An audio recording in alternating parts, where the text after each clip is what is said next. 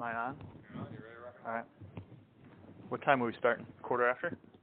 Yeah, quarter down. They're here. We got a quorum. That's a quorum. I give a couple more minutes.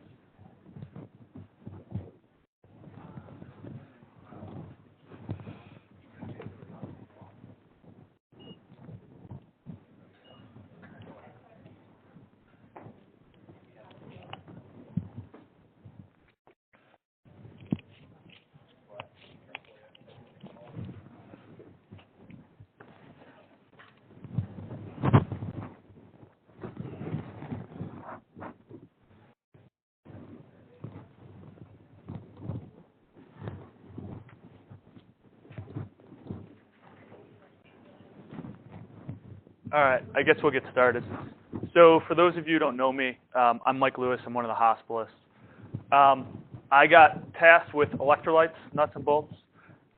It's quite a large topic. You could probably do 2 or 3 lectures on, each thing we're going to go over. So I decided basically to take a look at the presentations and the initial management. And hopefully we'll talk a little bit about this at the end. So the objectives discuss hyperkalemia presentation and management, hypokalemia presentation and management, the role of magnesium in hypokalemia, hypercalcemia presentation and management, and hyponatremia presentation and management. Actually, that slide's not on there, so we'll talk a little bit about it, though. All right. So the first thing with electrolytes is know your source. How does the ED decide what tubes to get? When a patient comes in with any complaint, how does the ED decide what tubes? Yeah, they don't, right? So when the nurse places the IV, they get rainbow tubes. All those tubes get drawn, usually after a saline push. So they put the IV in, and they push a little saline to make sure it goes. And then they stick the adapter on, and then they get 6 tubes, right? So always be concerned about your source. Not only you got to worry about a little bit of saline in that, but you have to worry about them laying on the counter for 4 to 6 hours sometimes. Same thing happens on the floor. If you get a lab that you really don't expect, if it doesn't fit the clinical scenario, you should consider repeating before you do anything else. A lot of times a stat repeat will help you and the patient far more than any additional workup, if it doesn't make sense. If it clearly makes sense, go ahead and act on it, and repeating it's still not a bad idea. So, and I like to try to remember a handful of stuff from med school physiology. This is one of the things that tends to stick with me because it's really what drives all this stuff, right? It's the action of potassium, calcium,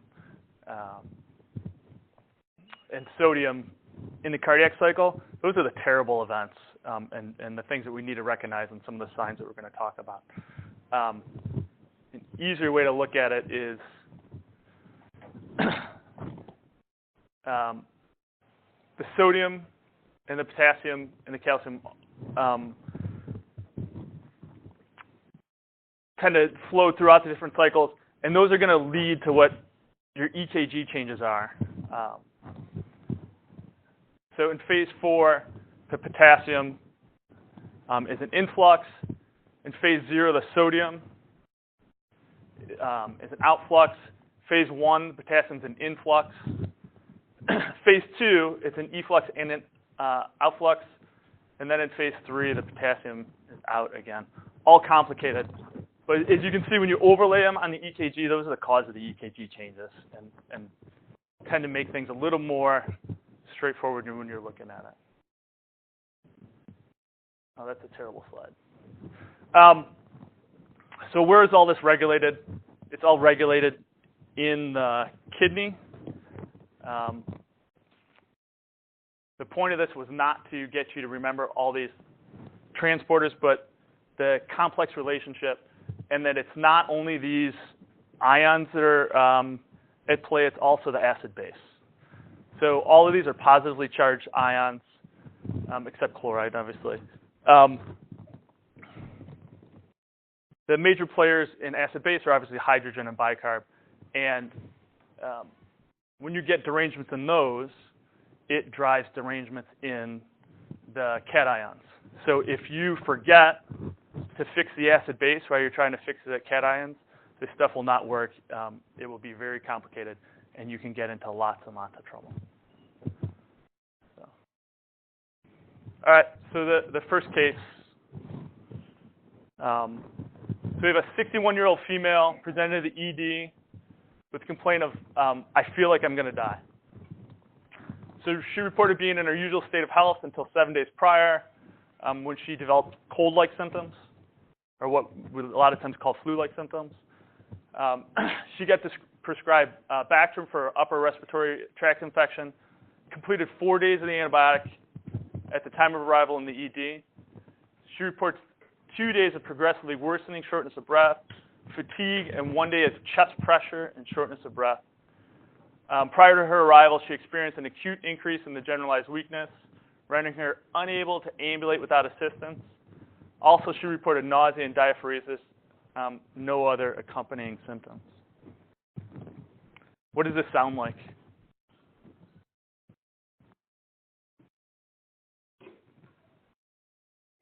Okay. I'll let you think. So on exam, the patient was noted to be an extremis. Vital signs pressure was 190 over 65. She had a pulse of 100 and a respiratory rate greater than 20.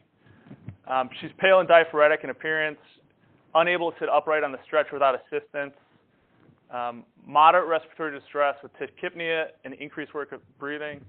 Her breath sounds were coarse. Cardiac exam was unremarkable other than tachycardia. On neuroexam, there was no focal deficit. However, there was significant generalized weakness throughout, 2 of 5 strength in all extremities. Her mentation was normal.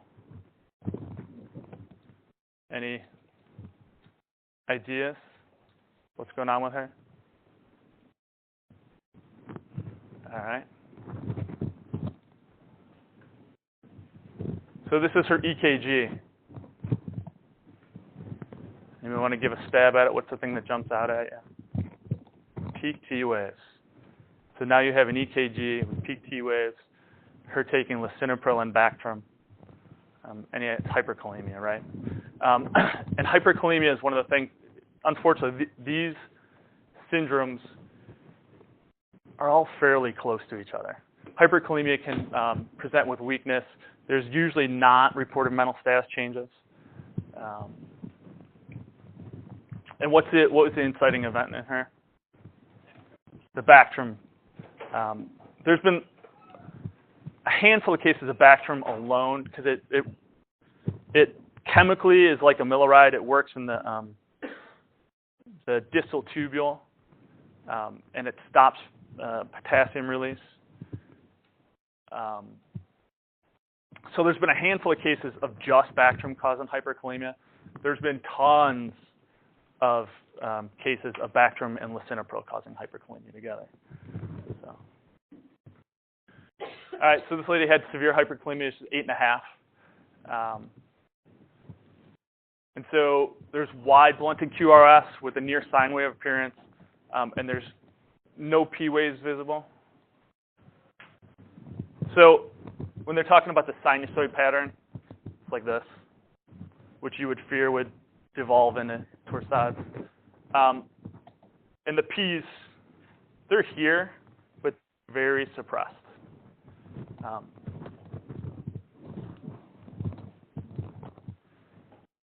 right. So in severe hyperkalemia on the EKG, as the QRS widened, it appeared more blunted than expected. And acute treatment for hyperkalemia includes insulin, glucose, bicarb, beta agonists. IV calcium may be used to stabilize the myocardium, but it has no effect on serum potassium. So in this patient, the hyperkalemia is treated immediately. The patient received calcium gluconate, again, to stabilize the myocardium. It doesn't actually do anything to the calcium. Sodium bicarb, insulin, albuterol, nebulizer. She got some K-Exolate. Started on IV infusion of insulin for her hyperglycemia. and shortly after, markedly improved. Her chest pressure, nausea, shortness of breath, diaphoresis, all resolved, which happens extremely quickly. When you change either an acid-base problem or electrolyte problem, normally the sequelae of that changed just as fast. So she's able to move all her extremities, noted to have 4 or 5 strength in all 4. Her EKG began to normalize. So the EKG you saw earlier is classic, but unlikely the one you'll see. You usually see something a little more subtle. So that was her EKG at 8.5, and this is her EKG a little bit later. What do you see here?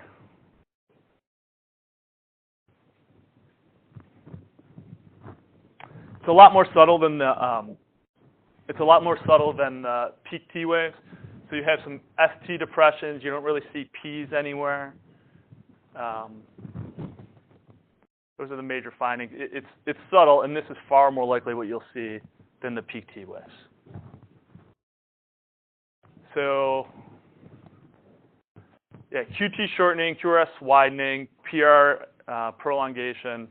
You see depressed P's.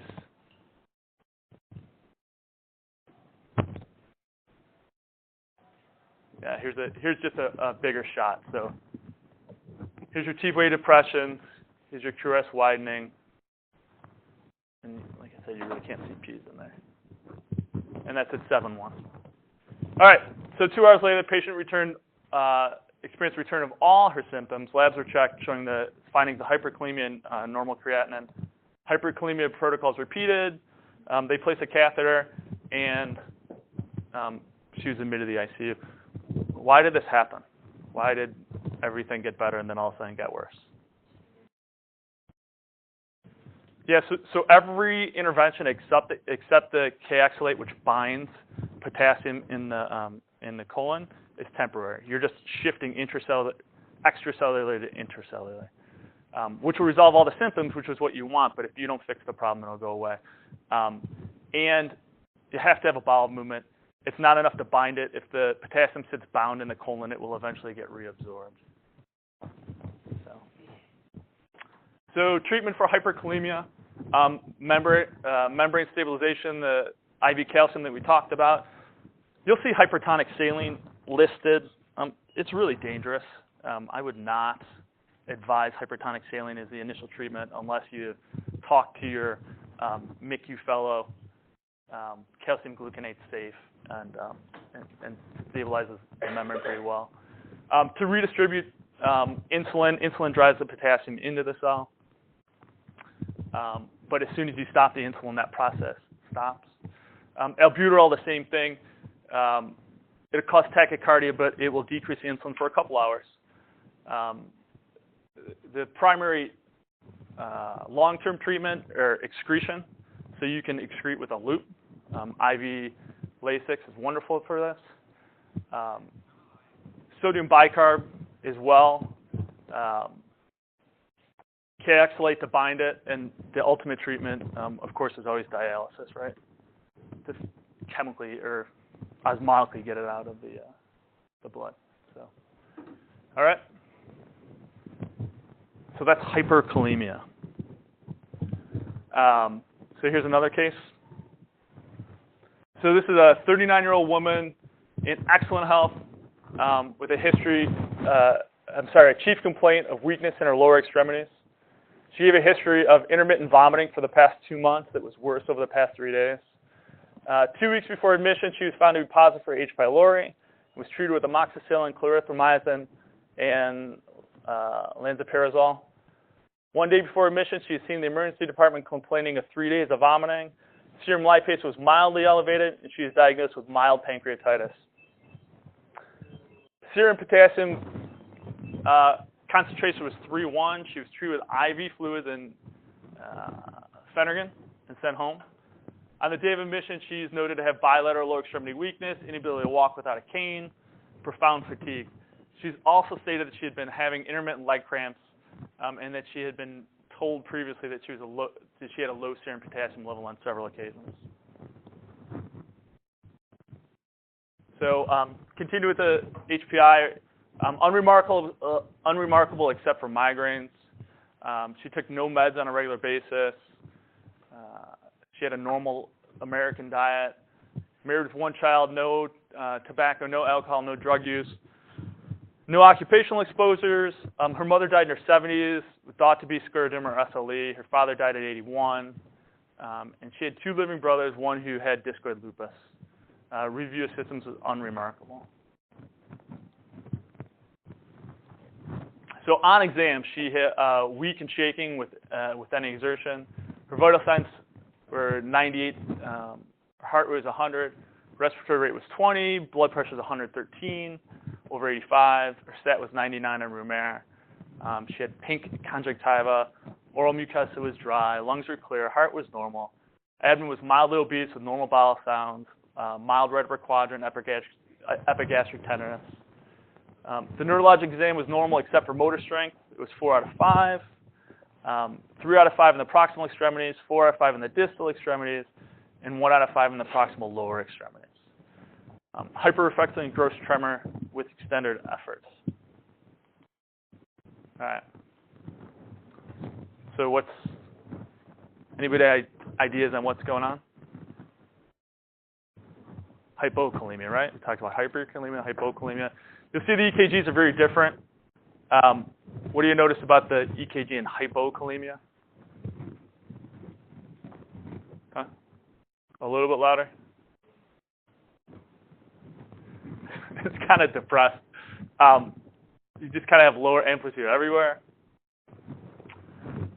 Flattened T waves, U waves, you can see out here in the lateral leads. They're hard to see, but you get a prolonged QT and some ST depressions. This is a potassium of 1.9. So generally the myocardium is just not squeezing. So.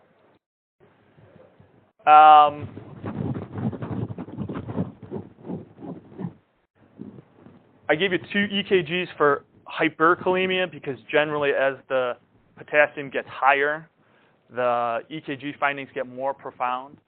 And hypokalemia, it's not really true. It's not like the lower the potassium gets, the worse it gets. They're just kind of all these kind of subtle changes. So in the United States, decreased potassium intake is very uncommon. There just aren't nutritional deficiencies in the United States. Anybody who's ever had to counsel a patient on a renal diet understands, how many things have potassium. Meat, cheese, nuts, citrus fruit, milk. It's not things that most Americans don't get enough of. So, like I said before, acid-base disturbances can cause a hypokalemia just by shifting into the cells. Hyperinsulinemia can cause a hypokalemia, same thing. GI losses is probably the #1 thing that you're going to see with hypokalemia. Chronic diarrhea, inflammatory diarrhea, or some acute or chronic nausea and vomiting. By far, I would say probably 70% of the hypokalemia you're going to see are due to that in the hospital, for sure. Increased urinary losses, diuretics, certainly we see that. Mineralocorticoid excess, RTAs for sure. I don't think I've ever seen this at amphotericin, but truthfully, we don't give amphotericin on the floors ever. You can lose it in sweat. You can have dialysate problems where the mix is wrong or the dialysis didn't go well or the patient was over-dialyzed. Also common in plasmapheresis. All right. Third case.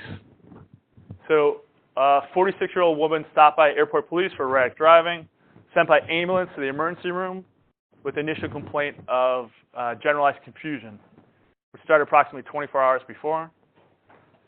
She was at the airport to meet her daughter, who was due to arrive at 1300, but the actual time she was detained by officers was 20:30, 7.5 hours after she was supposed to be there. Daughter was contacted by phone and was able to provide a past medical history of alcohol abuse, hepatitis B, and hypertension. Patient was unable to recall her prescribed medications. She denied any illicit drug use, no alcohol use, no allergies. On exam, her appearance was clean, well-groomed. She was extremely lethargic and fell asleep during her exam.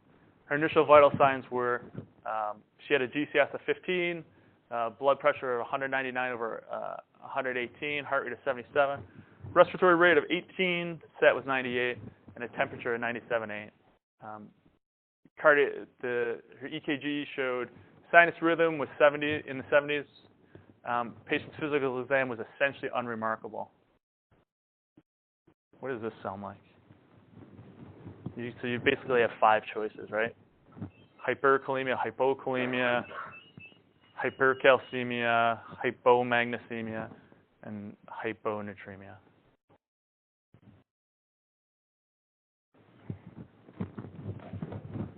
So this is her EKG. Now what do you think?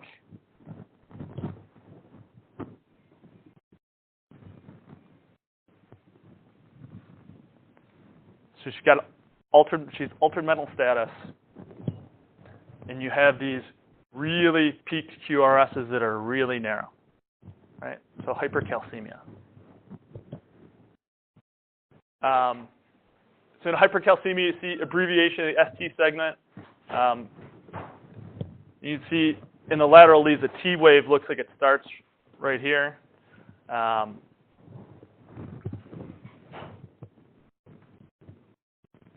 There's no signs of ischemia. These were her labs. She had a calcium of 21. So the clinical manifestations of hypercalcemia, renal, you get polyuria, polydipsia, kidney stones, nephrocalcinosis, RTAs, diabetes insipidus, and you can have acute or chronic renal insufficiency. GI, they get anorexia, nausea, vomiting, the bowel stop, terrible constipation. You can get acute pancreatitis primarily just from the hypercalcemia. Patients also can have ulcers. There's muscle weakness, bone pain. The mnemonic from med school that I don't remember, was it stones, bones, psychiatric overtones, and something else? Huh? Yeah. I don't remember that, obviously. The big thing with hypercalcemia is you get neurologic. This is the classic story. They come in altered. They're hypertensive. So you get decreased concentration, confusion, fatigue, stupor or coma, and cardiovascular, just what you showed on the EKG. Shortening of the QT, bradycardia, hypertension. So your causes, basically 4 different causes. They're either parathyroid mediated or non-parathyroid mediated, meds, or random stuff. So parathyroid mediated would be a primary hyperparathyroidism. There's inherited hypercalcemia. Multiple endocrine neoplasia syndromes have associated hypercalcemia. Again, there's familial hyperparathyroidism. I don't even know the rest of those. The non-parathyroid mediated ones we often see in the hospital, hypercalcemia malignancy. That's really the recombinant PTH. You can have tumors with increased calcitrol, osteolytic bone mets, vitamin D intoxication. You don't ever see this at normal levels of vitamin D. So 650 per day is what's usually over the counter. What we used to, the USPSTF used to say that we should give to everybody that was elderly, basically. You don't ever see it with that. These are really people that are taking massive doses over the counter, so it's always important to get a good history. And granuloma disorders, also we'll see hypercalcemia, like sarcoid. Meds, thiazides cause hypercalcemia. Lithium will cause hypercalcemia. Theophylline, which which we don't almost ever give anymore. We'll call it hypercalcemia. And if that's not random enough for you, hyperthyroidism will do it, acromegaly will do it, PHOS will do it, adrenal insufficiency will do it, chronic immobilization will do it, so patients that are just bedbound in a nursing home can get hypercalcemia just from being bedbound.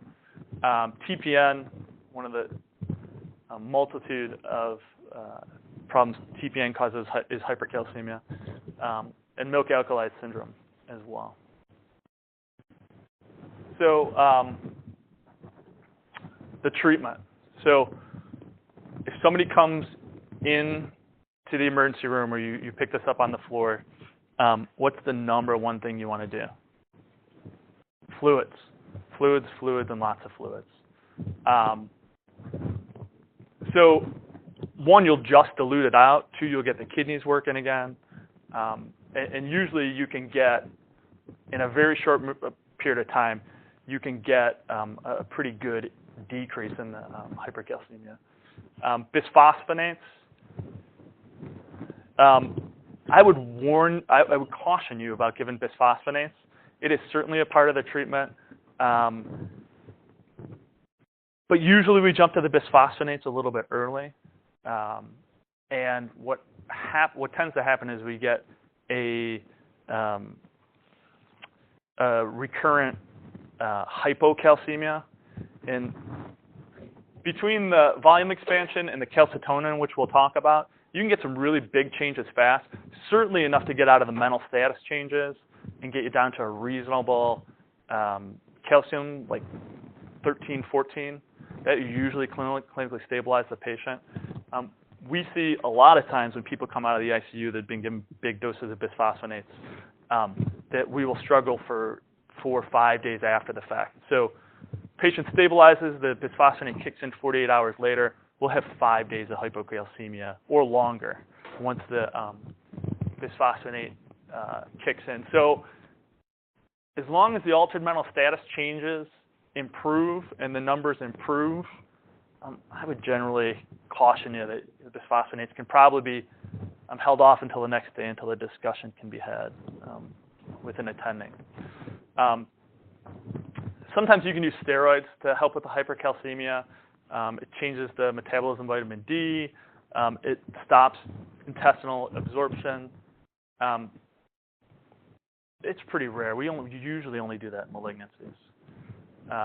And then this monoclonal antibody is really for patients who can't take bisphosphonates. All right, hypomagnesemia. Hypomagnesemia does happen in isolation, but it's really clinically usually an adjunct to one of the other problems. We usually, the most common time is a problem is it's comorbid with hypokalemia. And I'll show you why it's necessary in a second. It does happen with malnutrition, especially malnutrition with renal disease.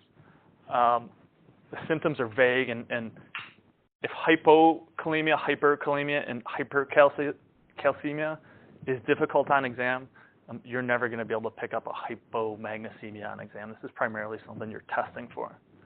And in all these conditions, oral replacement's preferred.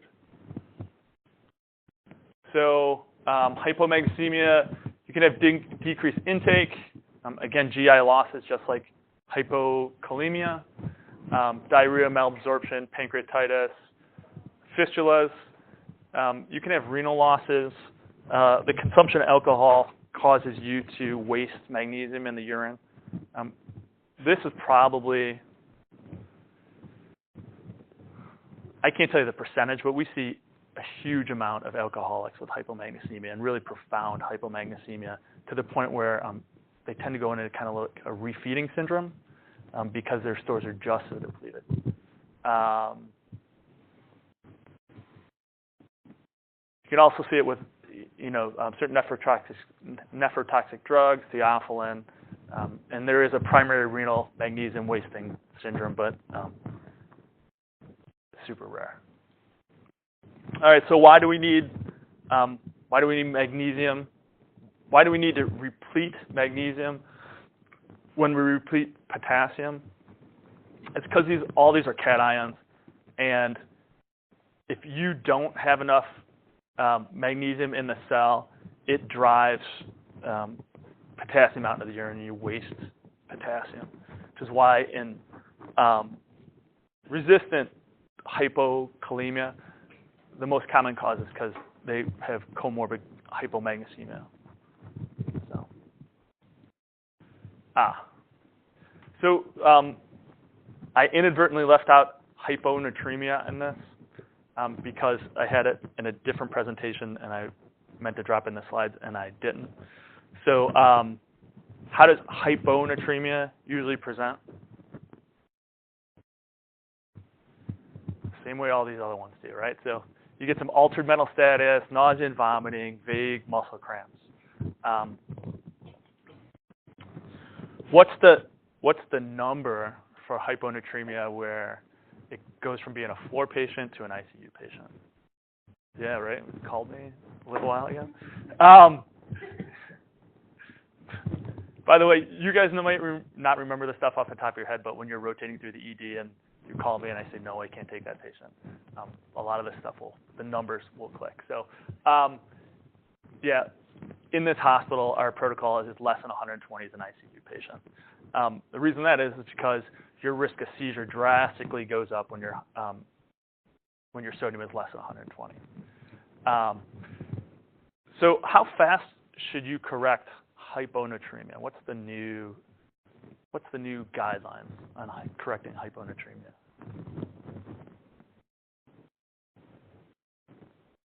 I'll give you a hint. When I trained, it was 12. So is it still 12? It is not still 12. Yeah, 8. A lot of times you'll see 6. 6 is safe for anybody. 8 is safe for certain people. So when you correct hyponatremia, you want to correct it rapidly up to 120 until the mental status changes improve. Even if you have to go faster than 6 milliequivalents in a 24-hour period, that's okay. You replace it, or you improve it until the mental status changes resolve. Then you want to go no more than 6 milliequivalents a day. So what happens if I, say a patient comes in and her sodium is, she's terribly dehydrated, and her sodium is 112. We give lots of saline, comes up to 120, mental status improves. Do we have to go back down? Do I have to give free water now? No, because you do it until 120 or the mental status changes improve. So in the ICU, they give her more saline. Comes out to me the next day because we think this is just dehydration and her mental status has improved. The next day, her sodium is 128. What do we do then? So that's an indication to give free water, right? It's a 6 milliequivalent change in 24 hours. And you have 24 hours to correct it. You don't have to correct it Q8. So if you overshoot a little bit, you can back off. You can give a little free water. In that case, you'd want to check in another 8 hours to try to slow it down. And the change is also dependent on the patient, as in most things. Chronic hyponatremia, you definitely want to err on the side of the 6 milliequivalents. Acute hyponatremia, it's probably safe to do it a little bit faster, but not much faster. So what in med school was the classic thing that you heard about that would happen if you corrected hyponatremia too quick? Right, a word that I can barely say. You get a locked-in syndrome, right? And that's where the 12 came from. But when they looked, the reason they changed this is when they looked at all of these patients retrospectively who had much smaller changes, they found out there were lots of other problems besides central pontine myelinosis that the patients got. So chronic cognitive problems, chronic psychosis, other things that you won't see, locked-in syndrome. Even though we teach everybody about it and warn everybody about it, it's just incredibly rare. We've done a pretty good job at telling people not to overcorrect, so you don't see it. The other stuff, when they look retrospectively, you see a ton of. And it's only been in the last 5 or 10 years that they started really studying like post-ICU syndrome patients. And everybody that comes out of the ICU tends to have chronic sequelae of it. You don't usually survive an ICU stay exactly the same that you were before, even if you're a young person.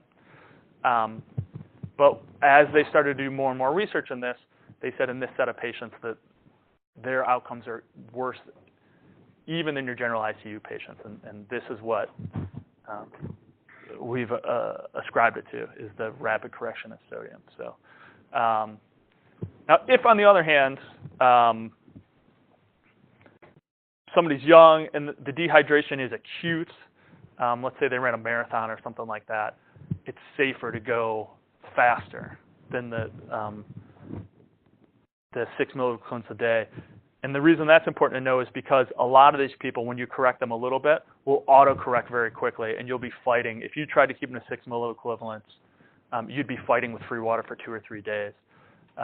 If it's clear that it's acute change, it's safe to go a little bit faster than 6 milliequivalents. But if you have to remember any number at 6. All right. So that's hypokalemia, hyperkalemia, hypercalcemia, hyponatremia. Way faster than anybody should ever go through that. So let's talk a little bit about replacement. So there has been a mantra forever, if the gut works, use it. So you always want to feed people rather than give them TPN. You always want to give oral supplements rather than give an IV. So there's there's a handful of reasons. So anything you give IV has a chance of complications. What's the complications? What are some of the complications of giving IV potassium? So patient starts, you decide to replete with IV potassium. Nurse starts the IV, they starts running. You get called 20 minutes later. The nurse calls and says the patient is complaining about burning, right? So it hurts. It hurts. It's sclerosis of the vein. How fast can you give IV potassium on the floor? 10 milliequivalents an hour. And so over the course of 4 hours, you can only give 40 milliequivalents of potassium. And that's if the nurse is right on top of it and keeps going, because it only comes up in 20 milliequivalent doses. So they have to immediately start, which almost never happens. There's also the chance of medication error. Potassium is one of the drugs that we used to use to euthanize people or for capital punishment. You can absolutely kill somebody with potassium, and our drug errors are much less than they used to be. But anytime you give an IV drug, there's a chance of an error. So overdose, local irritation, logistics, those are the big problems. The other thing is you can replace much faster with PO than you can IV, right? So here's your 10 milligrams. The same patient, let's say this patient has a potassium of 2.6. That way we can keep them on the floor. They have to be on tele. So they have potassium at 2.6. So when you need to replace that potassium, what's your goal potassium? What are you going for? We always replace to 4. That's just the number we shoot for. 3.5 to 5 is normal, so we shoot for 4. So how many milliequivalents do you need if the patient's a 2.6? How many milliequivalents do you need to get to 4? 140, right? So if you start giving this patient IV potassium because you want to fix them, and IV is better because we all know IV stuff is better. So you give them a 10 an hour. So from 0 time, you 10, 20, 30, 40, 50, 60, 70. So you're at 6 hours, you give them 70 milliequivalents, and you need to give them 140, 60, what did I say? I forgot. But way more than 70, right? If you give them 40 milliequivalents PO, Q2, 40, 80, 120, 160, right, in the same 7 hours. So what's the problem that people will tell you? And again, the nurses are going to tell you this. You order oral solution of potassium, KCl oral solution. It tastes terrible. It smells terrible. So what? Like, seriously, so what? It can be mixed with orange juice. Orange juice got lots of potassium. It's got lots of sugar. Like, give it in orange juice. It is far more preferable to give an IV potassium. You can give K-DIR tabs, which is the pill. The only problem with K-DIR tabs, everybody in the hospital is sitting up or laying down, right? They're all laying down. So the risk of pill esophagitis in these elderly patients that we're given K-DIR to is real. So generally, if you can give oral solution of potassium. All right, so you guys, there were handouts at the front. Just about some of the other electrolytes we'll go through pretty quick. This is something that I used when I was an intern. If you're on service with me, most of the time I try to give this to people at some point. So ways to replete potassium. The two kinds I talked about, K-DIR and K-chlor, which is a liquid. IV, yeah. So here are your guidelines for generally what you would need to do. So if they have a K under 2.5, you need to get an EKG. No questions asked. You would want to give them 40 of PO immediately. You can start an IV at that point because you have to replace so much potassium. It's not unreasonable to give both. If their K is 2.5 to 3, give the PO, and again, you can start IV. I would get an EKG in that patient. Anybody under 3, I would generally get an EKG because these changes don't happen in isolation. If the patient has comorbid heart disease, they have ischemic cardiomyopathy, or if they're on cardiac drugs, hypokalemia is going to affect them more than they would in other people. So I would get an EKG in anybody that's under 3. 3 to 3.5, certainly I would never give IV. And then, you know, a little bit about hyperkalemia. Phosphorus, I just didn't get a chance to get to it all. If you're on the 3C service or cardiac telemetry, some info on phosphorus for you. Magnesium, this is another one that we screw up all the time. We give massive doses of magnesium. And what's the most common form you guys write for magnesium? Mag sulfate, right? Start with 2 grams, maybe 4 grams. Mag's never going to hurt anybody. Mag has some of the problems that IV potassium has. It can be irritating. What's IV mag do to your blood pressure? Causes hypotension. Causes hypotension. As a matter of fact, if you read the anesthesia literature, sometimes they run surgeries with IV mag infusions, so the blood pressure is low, so you bleed less. In our internal medicine patients, hypotension is a problem for lots of them. So don't forget about the mag when you do that. The other thing is just look at the milliequivalents you can give. So if you give your normal 400 of Magox, it's 20 milliequivalents. Just 1 tab of Magox is 20 milliequivalents of potassium. If you give the mag sulfate, 1 gram is 8. So you know you're talking 1 tab of Magox. A normal 400 milligram tabs is like 3 grams of mag sulfate. So again, should probably always go with the oral Magox. And calcium. The milli equivalents are listed there. Again, if a patient can chew, PO calcium is always probably going to be preferred over IV calcium. There's another sheet that was back there that talks about the floor criteria for calcium, and we talk about corrected calcium. What do you mean by corrected calcium? What are we talking about? Albumin, right? Back to these are all protein bound because they're cations, and albumin's the most predominant negative molecule in the bloodstream. So these all change on acid base. There's various reasons why we use a corrected calcium for this. Most of the time, because this is what the study's been done. If you're managing calcium on the floor, especially hypokalemia, ionized calcium is what you want. Ionized calcium better than 1 is usually safe and you're fine. Because this is all acid-based, because this is all dependent on your acid-base status, and small changes in pH will make big changes in millivolts,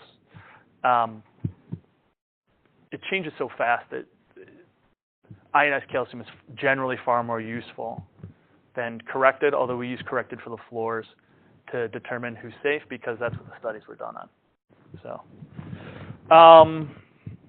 what else? Oh, I just included this because I include it when I give the talk. It's usually the other talk I give. I talk about IV fluids and narcotics. And I figured as long as I had the back of the sheet, I'd give it to everybody. If you have questions, I'd talk to you about that a different time.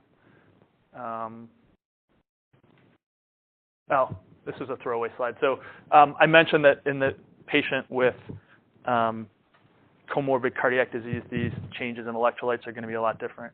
These are where the different antiarrhythmics work in the cardiac cycle. Again, it's a throwaway slide. It's a little too much for this jam-packed talk. So, any questions? No. Oh, go ahead.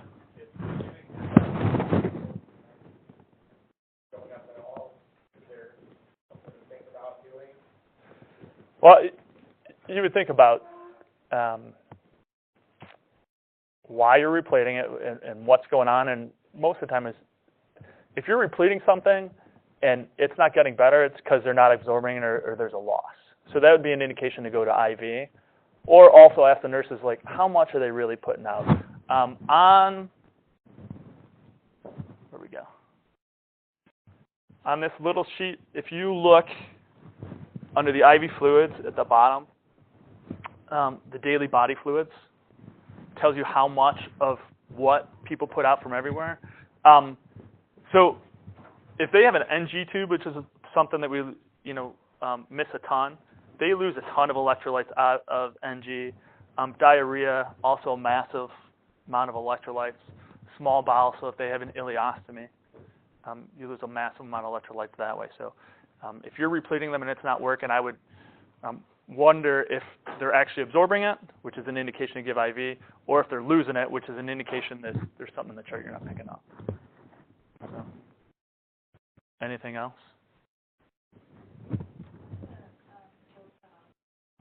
Yeah.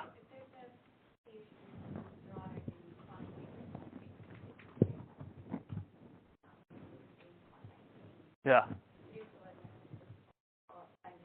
Yeah, it's an ICU patient. So cirrhotics are always a difficult patient because they're in terrible health to start with. There was a recent article, I forget who did it, but there is a high incidence of alcoholism associated with cirrhotic patients. America's, now with 70% of the country being overweight or obese, NASH is, they say NASH is going to go up past cirrhosis, or past alcohol for the cause of cirrhosis.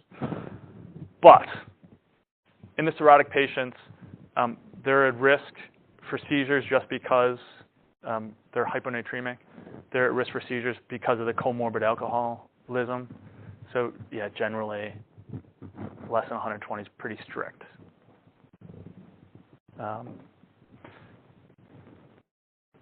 Yeah. Anything else? No? All right. Thank you.